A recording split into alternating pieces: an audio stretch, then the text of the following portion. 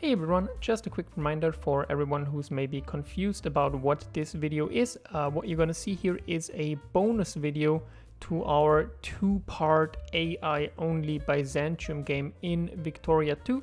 So if you're not sure how the world got to the state that you're gonna see it in just a moment, please watch the Victoria 2 campaign as Byzantium on my channel first.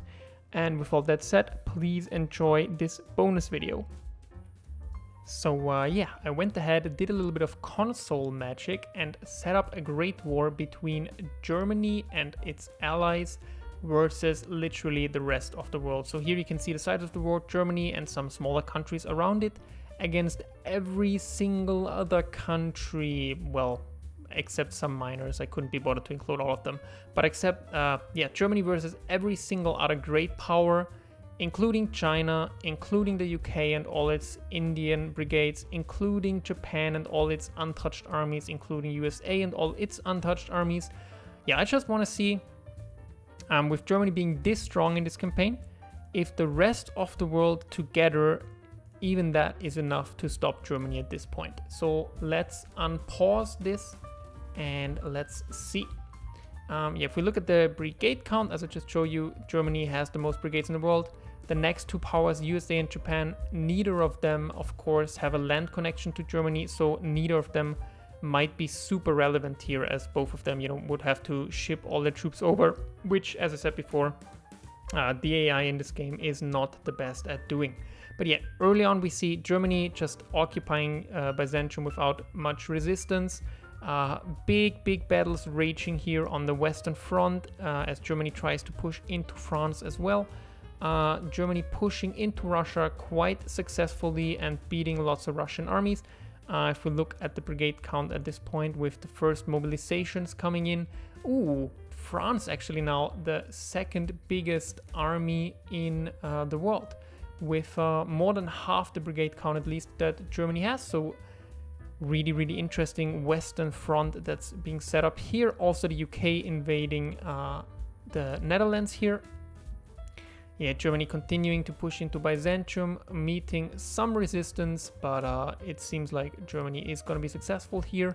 Also the Eastern Front getting a bit messy. Russia, of course, mobilizing lots and lots of brigades, but still Germany doing really well over here. Going back to the west, the British Expeditionary Force is fighting the Germans across Belgium and the Netherlands. Still very big battles raging on the Western Front between the Germans and the French.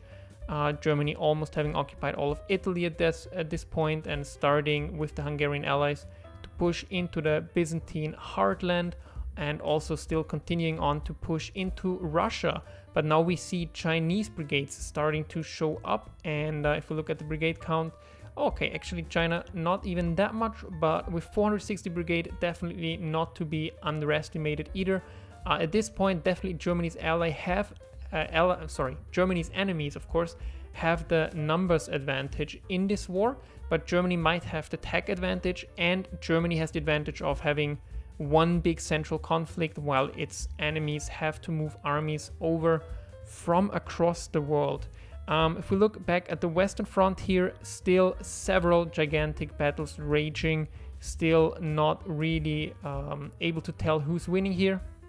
Yeah, Italy and more of Byzantium, of course, being occupied, and Russia now having a fascist revolution, it seems, in the middle of this war. Not helpful definitely for them.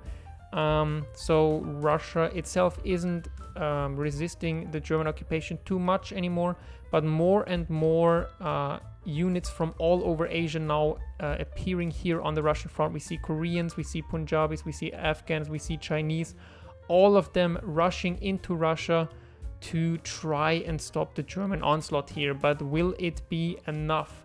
In the West, more and more battles starting. If we once again look maybe at the brigade counts, Germany right now over 1,000 brigades, more than the next two powers combined. So this is going to be really interesting. I believe it's a pretty balanced war, and that says a lot if basically Germany versus everyone else in the world is a balanced war. Tells you just how overpowered Germany can be in Victoria 2. As we know, of course, Germany gets some really OP modifiers in this game, like gets some of the best population growth modifiers, I believe, and some of the best industrial modifiers. Also, Germany, of course, has really strong industrial RGOs, like lots and lots of iron, lots and lots of coal. So all of that pumping into the greatest economy on Earth, which is fueling their war machine. And we see they are the winning side of this war. Their war goal, by the way, to take Guangdong, which is a tiny state in southern China, or not tiny, but it is a state here in southern China. So I believe in order to win this war, Germany would actually have to push through all of Russia, through all of China, and occupy Guangdong. I mean, I'm not sure if it's strictly speaking necessary, but definitely would give them war score and would make it possible maybe for them to then peace out their enemies. But let's look into this war. It seems Germany has broken the Western Front and is now occupying the French heartland, even occupying Paris itself. So it seems even the massive French mobilization was not enough to stop the Germans. Yeah, France really falling behind in its brigade count now. Japan and USA once again back to the number 2 and 3 spot in terms of brigade counts. Are we actually seeing any US brigades in Europe? I can't see any at the moment, but I might just be overseeing them. Also Japan, I believe, yeah. Japan having an absolutely massive army that could make a big difference here, but deciding to just keep all those troops away on their little island. And Germany now, yeah, fighting occupying the last remnants of the Byzantine Empire. So Byzantium's already lost this war at this point. Also France pretty much lost the war at this point. And Germany having already pushed about halfway through Russia. More and more Chinese brigades still coming in, but there is the peace. Well, no, sorry, there's not the peace. There is just the peace with Russia, if I saw it correctly. Okay, Germany made peace with Russia there. But if they pieced out Russia, if they pieced out Byzantium, obviously that means they are winning the war. I don't know how they're going to get to China at this point, but yeah, occupying all of France, starting to occupy southern Britain even. So I think we're looking at a German victory pretty certainly at this point. They also want to get British Osthanova, which is this tiny island here. So yeah, Germany occupying last 3 French provinces and starting to push into Spain too. How is Africa going? We never checked that so far. Yeah, also Africa looking like a huge German victory, although there's some Chinese trying to resist the Germans here in Africa. Also, the Germans now starting to push into the Middle East. And if we look at the diplomacy situation, it looks like Germany still has a path into China through the countries around here with its armies that are already in the Middle East. So we might after all see a German occupation of China here. Yeah, German armies really, really strong in Central Asia and the Middle East, pushing throughout Iraq, throughout Persia, throughout Afghanistan. France pretty much 100% occupied at this point. Also Spain on its best way to also be occupied completely. Great Britain on its way to be occupied completely. Yeah, the Germans now pieced out the French. So I believe at this point we can already safely say Germany has won this war. USA and Japan combined could still offer meaningful resistance to the Germans. But yeah, the AI in this game is not the best at transporting units. So we're probably not going to see all these US armies doing some kind of D-Day landing and stopping Germany in the last moment. So yeah, I'm just honestly a bit in disbelief here. Like I thought, Germany was going to do well maybe at first, but as soon as all these Chinese troops come in, as all these like Indian, British troops come in, there's no chance that Germany's actually going to win. I just wanted to see Germany fall down here because they've done so well this game. I thought, kind of poetic justice to at least in this, I guess, alternate history of this campaign to at least then see Germany fall in the end. But doesn't appear we're going to see that here. It appears we're going to just see Germany stomp the rest of the world. Still the rest of the world combined has the higher military rating, military score, but what does that mean after all, right? Like Germany now pieced out Spain too, so only fighting the UK in Europe at this point, and I believe that's going insanely well for Germany.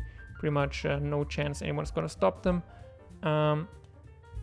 So what are we seeing over here? No German troops. Oh, well, army spoke. The first German troops have landed in southern China and are now occupying the wall goal of Guangdong in southern China. So we're even gonna see German occupation of China. Also now the first German units coming in from the north through Russia, through Mongolia, into China. Japan and USA still with their massive armies doing nothing to stop the Germans. And so yeah, this third Great War or third World War, I would say, pretty definite German victory. Not sure what else to say at this point. Oh, we actually have Japanese landing in Europe. Okay, that's cool. Yeah, Germany won. Germany won against everyone. What? Yeah, guys, this is not what I expected from this war. I don't know. I mean, at this point, it's clear they're gonna win. It's just gonna take some time to occupy China, so I'm gonna take one final little break of commenting here. Oh no, okay, never mind. Actually, they just peaced out, took their Chinese state they wanted, took, I assume, British Osternova. Yeah, so that was it. That was the final thing I wanted to do in this campaign. See if Germany on its own can fight the rest of the world. And it turns out, yes, Germany alone can win against everyone else combined. If you weren't convinced that Germany is OP in this game yet, I hope you're convinced now, because, yeah, Germany is a hell of a lot OP, man. But alright, that's it from me. That's it for this campaign. That's it for this video. Probably an insanely long video. So thank you all so much for watching, especially if you stayed until the end. If you enjoyed this video, obviously I'd appreciate if you left a like. I'd appreciate, you know, if you subscribed, especially if you maybe want to see more like this in the future. And with all that said, I'm gonna see you in the next video. Bye bye.